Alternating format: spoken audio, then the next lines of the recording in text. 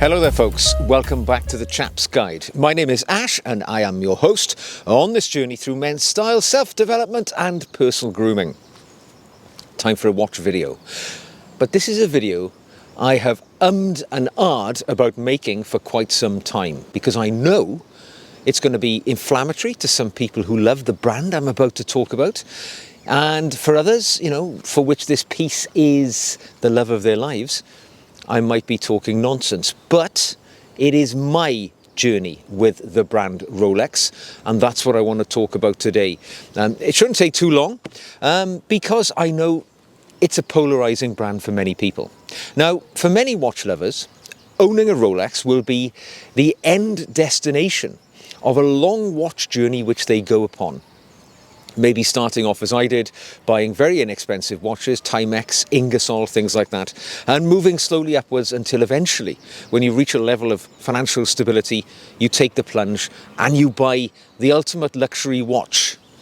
In our minds, of course, that's what we think Rolex is. For many other people, they make the much more reasonable decision that they are not going to spend thousands of pounds of hard-earned money on a piece of, a machinery, in effect, which is what it is, which is increasingly obsolete in the modern world. And they decide to, do without such a thing. So I fully get that as well. But I've been on a Rolex journey for many years now.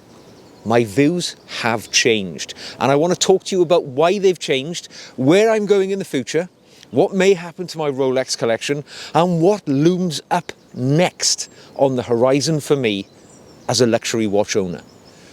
Okay, so why did I want to buy a Rolex in the first place at the age of, I think I was 48, 49? What took me to that position in life when I decided to spend money on a luxury watch? Why was it Rolex I went to? Well, quite simply, it was the influences of my childhood. I was born in 1970, so I came of age in the 80s and 90s. And at that period of time, there was a trend towards conspicuous wealth in the United Kingdom, right? People who had made money in the new markets, the burgeoning economy of that period of time, they liked to display their wealth. And one of the brands which they chose to be the symbol of visible success was very much Rolex. Of course, it's been a workmanlike watch brand for many, many years. It's been around a long time, producing pretty good, solid utility watches. But for me, my consciousness of the brand really came into focus in the 80s and 90s, when people started wearing them as a visible demonstration of their success. And, it was on the TV. Miami Vice, famously, I often use that as a reference point because that was one of the television series which I became aware of luxury items at all. Ferrari, Rolex and so on. Even more mainstream TV programs like Magnum PI with the great Tom Selleck. He had a Rolex GMT Master Pepsi on his wrist throughout that series. James Bond with the Submariner. They've all been there. They've all been wearing this brand. Subconsciously, it's been creeping into my mind when I was a younger person. So when I had a bit of financial stability and the ability to buy a watch, it was this one here. The Rolex Datejust, reference number 116234, a 36mm Jubilee bracelet, fluted bezel, blue dial, stainless steel Datejust, which I put on my wrist first of all. It was a little over £6,000 at the time, a vast amount of money, and I thought, I'm happy with that. That is my piece. This is the watch which I'm going to wear for the rest of my life. I need nothing else. Oh, what a bloody fool I was. Of course, the Rolex worm had got into my brain. And very quickly, I started to think, well, I've got this sort of Datejust now. I need something which is a little more, perhaps, utility. As they were saying at the time, a tool watch. So I very swiftly sought out a Submariner. So this is a no-date Submariner, the 40mm case. I paid about £5,750 for this, so I'm a lot of money into these watches already. Actually, I really like this one, but it's the classic black dial, non-date Submariner. So really, the very most ordinary classic dive watch. I was already up and running by now. At this point, what was my next watch after that? My next watch after that was this one. I retired from full-time professional work And I wanted a gold watch to mark that point in my time, my life. I couldn't afford a gold watch. I went for a two-tone half gold. And I got myself the Rolex GMT Master 2 root beer. So Everose gold bezel and partly Everose gold bracelet. Very nice watch, and I do enjoy wearing that one still. What came after that, you ask? Well, of course, I was on a roll now. I was totally, I'd drunk the Kool-Aid of the Rolex brand. I was fully into it. So I got myself a GMT Master 2 Pepsi, one of the most sought-after watches in their collection at that time and to this day. It's the blue red bezel with the Jubilee bracelet.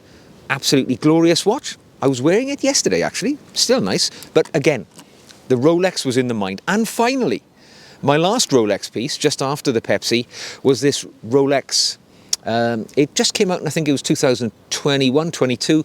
It was the 36mm Explorer 1. Or the Explorer, just to give it its actual name. But yeah, nice little piece. I favoured smaller watches, so when this one came out in 36mm, it had previously been available in 39mm. For me, it was a no-brainer, so I went along and bought that one. Now, I was fortunate to buy all of my Rolex pieces from authorised dealers at the retail price. So I was lucky, I didn't have to pay over the odds, I didn't have to go into the grey market. But do you know the bizarre thing that strikes me now? After, it's been over 3 years since I bought my last Rolex watch. The thing that makes me question my sanity over this period of my life was that, do you know what? I actually felt privileged. I actually felt lucky to be able to go into those stores and spend thousands and thousands of pounds of my own money. Sorry, I was telling you about the prices. I think the root beer I paid just under £12,000. The Pepsi I paid just under £8,000, and the Explorer I think it was exactly £5,000. So a lot. I've got a load of money invested here now for a guy who's not wealthy. I've not got a high-flying job. I have financial stability. I don't have debt, so I was able to buy these without no financial risk. But still, I felt lucky that they allowed me to go into the store and buy these watches. Such was the frenzy around the Rolex brand at this period of time. People simply couldn't do it. They were unable to go in and buy watches. And there's still this sense of scarcity. You're not allowed to buy them. You're almost being vetted before you can buy a watch, regardless of how much wealth you have. So for me, it started to get the wheels turning in my mind about my thoughts about Rolex. And they have changed totally. Having been somebody who clearly drank the Kool-Aid, as they say, my mind has changed. Now, let me tell you about the things which changed my mind. Now, the first thing which really changed my mind about Rolex was overexposure of the brand. So when I bought my little Datejust here, which is a watch which remains my favourite of this collection, I thought I was joining something of an exclusive club. I was buying a watch which was unique, which was special, and it was something which would make me feel like an elevated version of myself. But to be honest, the fact is Rolex watches have become so ubiquitous and so common these days that I absolutely no longer feel like it's special at all. I mean, it is so commonly referenced in the media world, in the sporting world. You turn on the TV. I was watching a Grand Prix earlier today. It's a Sunday when I'm filming this, and Rolex was splashed all over the TV screen. Rolex seems to be everywhere, all of the time. It's being pushed at us in all different directions. And as a consequence, it has affected the way that I think about the brand. It certainly has. I know for sure it is not a unique or special watch, because we know that Rolex make upwards of 1 million watches per year. Probably they're likely to double that in the near future, because they're increasing their production. They've opened new factories, new production facilities will go online in the very near future, which will significantly increase their ability to manufacture these watches.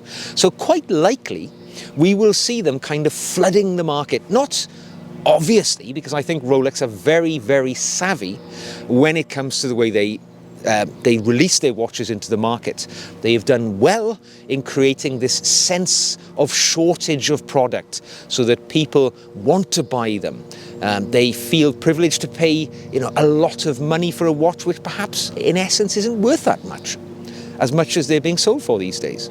And the overexposure of the brand has really affected the way that I look at my collection of watches and think of the brand going forwards when I think about what I would like to add into my collection in the future. Because I think now I've had more exposure to the watch collecting world, I'm aware of the products of watches which are out there, I realise that the discerning watch collector, or the person who truly has a horological interest in timepieces, they are not buying Rolex watches.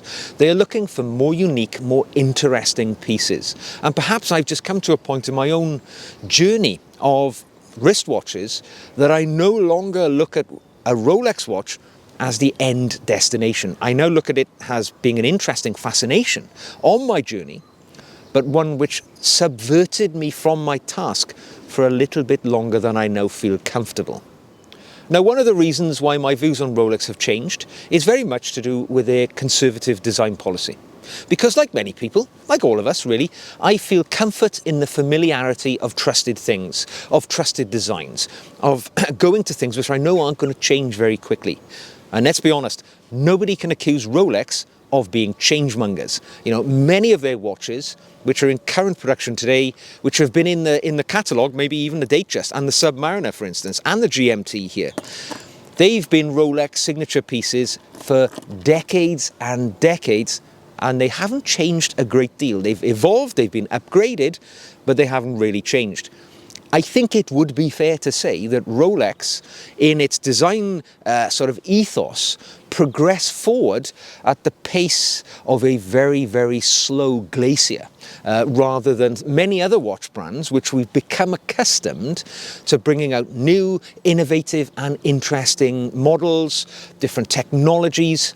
This is not what happens with Rolex. The funny thing is, every year, and as I film this, it is March in the UK. So every year in April, it'll be this year's Watches and Wonders, which is the industry sort of expo within the horological world, in which the brands come together in Switzerland and they will release the new pieces which will interest us as consumers over the coming 12 months. We all get excited when Rolex come to the show. It's the biggest brand. They sort of trail little images or clips of videos of watches which they're going to bring to us in Watches and Wonders. And the truth is, what arrives is an existing watch with the most tiny alteration. Maybe it's an aesthetic change to a dial or something like that. I mean, I remember a few years ago, was it 2021? I've got one here, a Submariner, all right? The Rolex sort of teased us with the knowledge that it was an anniversary of the Submariner or some such, and they were going to fundamentally change the watch. We were all anticipating vast changes of some kind, new materials, new colours, new innovative sort of things on the watch. What happened? They brought more or less the same watch with a slightly larger case size, from 40 millimeters to 41 millimeters. And we all went nuts. A few other slight sort of aesthetic variations, but if you put those two watches together, the older model and the new one, you'd have to be a very sharp-eyed person to tell them apart. And that's one of the things which kind of puts me off, because Rolex, they won't do anything which will affect their seeming profitability, their stability. They just really don't progress in any meaningful way. The watches are all the same, constantly, always. Nothing new enters the sort of rollout, They retire things and they bring things back which are ever so slightly different. And it does feel in a way that they're just milking us with the same watches over and over again.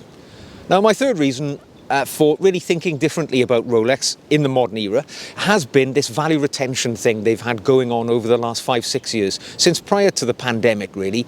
And that is, Rolex is responsible, I think, for most watch owners going from thinking of their watches as something to be enjoyed and worn and revelled in the pleasure of its mechanical majesty. Now, though, People who own wristwatches, particularly Rolex watches, they now think of their Rolexes as, assets, financial assets that should be locked away in a safe. They should be treated specially, not worn, and considered as, the family jewels. And they just they've sucked away some of the joy of owning a wristwatch, particularly a stainless steel wristwatch, a highly tough stainless steel wristwatch, right, which is designed to be knocked around. It's really robust. That is the whole reason why many people buy, and certainly I did, why I buy utility watches like the Rolex Submariner, which I happen to be holding, but that's been removed from people. They no longer enjoy the watches in the same way. And it affects even me, who have a different ideology, because criminals now focus upon these watches as well. They have come to understand that a Rolex watch is financial liquidity on your wrist. If they can remove that watch from you, they can convert it into money within hours, within minutes possibly. So it makes you worried about wearing your enjoyable watch that you'd like to wear every day, all the time, for everything, in certain places. I do not wear Rolex watches generally in London, all right? Particularly in the summertime where you wear short sleeves, because I know it's like painting a big target on myself. And the same could be said for any significant city anywhere around the world. There will be criminal gangs who specialise in the theft of Rolex watches and other fancy watches as well. But it's Rolex which spearheaded that criminal activity by its value retention headlines which it grabbed. So for me, very much affects the way that I think about my Rolex watches, my collection, and how I wear them, which for me really takes a lot of the pleasure away. Now, my fourth and final reason why my thoughts about Rolex have changed over the years, and the way I look at my watches have changed as a consequence, is really the brand ethos of Rolex.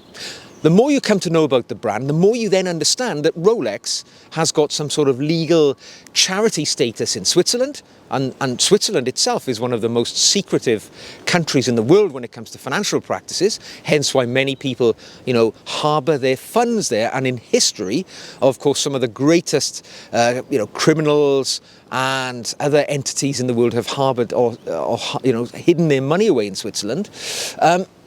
It does make me question what the brand sort of thing is all about. Do they make money for profit? If they're a charity, do they donate it somewhere? Because being a charity, they don't have to expose their financial reports to public scrutiny. It puts everything like that in question. And it really does make me think as a consumer, what actually am I putting my money towards? When I buy a product, what are they doing with that money? Are they donating it to charity? Or is it just a legal charity for the purposes of hiding something? And for me, as a sort of pretty open-minded person, it makes me think it's a Machiavellian way of going about business. When other watch companies do not do that, why do they do it in such an unusual fashion? And it's just one of those things, a cherry on the cake really, which make me question my purchasing decisions around Rolex, because I don't know what they're all about. What is that company? What does it do with its money? And when it starts buying up other companies like Boucherat, as we saw last year, they're seemingly trying to buy a large amount of the competition. They're controlling the watch market. Their impact is affecting other watch brands. Makes me think. Don't know about you. So, in conclusion, I've laid out why I think my views on Rolex have changed. Largely, all of those things combined, and the way I look at the watches makes me feel different about the pieces in my collection today than it did years ago when I first bought them. As I said, when I became part of the cult. I am certainly not part of the cult now. And what are my thoughts? Well, I haven't bought a Rolex for 3 years, and I think it highly unlikely that I ever would buy one again, unless they brought out something which perfectly fitted my view of what an ideal watch is. And that's never going to happen, because it would be maybe a 38mm Submariner. That's something that would attract me very much. So that's never going to happen because they are trending larger. So it's just, my views have changed for all of those reasons. What would I do with these watches? Well, I know for sure I'm always going to keep my Datejust, because that's the first luxury watch I ever owned, and I bought it in a sense of total authenticity of loving that watch without anything to do with the brand. I just loved it. It reminds me of my childhood. It's a watch I would seek to own for the rest of my life and pass on to my son, who can wear it in the future. Of the other ones, do you know what? I think I have no sense of association with any of these watches at all. I have enjoyed wearing them all over the years. However, that said, I would be happy to let them go. And in my mind right now, I am inclined to sell these watches off and continue on my watch owning journey. There are watches from other brands which are of higher quality, which have more interest, both visually and of a heritage nature, which really sing out to me more than these. Now, if you're wondering what direction I might likely take in the future, what would I like to put on my wrist next if I sold these off? And that's a strong potential. I mean, I'm really thinking about it at the moment, particularly if the Pepsi gets discontinued, as people often talk about. It came to me for retail price, $7,750. If I could sell that, if the price is shot up, what would I buy with that little bit of profit that it would bring for me? Well, where am I thinking at the moment? I am deeply drawn to the brand of Cartier, I have to be honest. I rather like the Cartier Santos. It's become something of a revivalist watch at the moment. Lots of people getting into Cartier. Cartier seems to offer many of the things which I find attractive in a watch. It is a watch which could easily be worn formally with a suit, with more, classical attire, or still it's robust enough to consider it as a watch you could wear every day. And I'd be happy to do that. And I would be happy to maybe have a his and hers. One for me, one for my wife. I could see that happening. My wife likes Cartier. And that selling one or two of these pieces could open the door to me enjoying something else in my watch wearing journey. So there we go. We'll see what happens. I'm not sure yet, but we will see what happens. But I thought I would share my views on Rolex. Many of you have asked me about my Rolex journey because I've made sort of veiled thoughts about Rolex apparent in videos in recent months. So now you know where I've come from, maybe where I'm going. And yeah, there's only one I'm definitely keeping. The others, they're hanging in the balance. But we'll see where it goes. So, there we go, chaps. If you've enjoyed this video, give it a thumbs up. If you'd like to see more, click subscribe. If you would like to come on the journey to Chap Nirvana with me, don't forget you can help this channel by leaving me a comment, maybe even dropping me an email. If you have a question for me that you would like me to answer in a video, do it by email. You can practically support the channel by buying me a coffee, which is a one-off thing, or you can become a patron. And my patrons will benefit from the additional video content which I produce each and every week just for them. So, until the next time, take care. Wear your watches with pride and pleasure, and I will see you again very soon.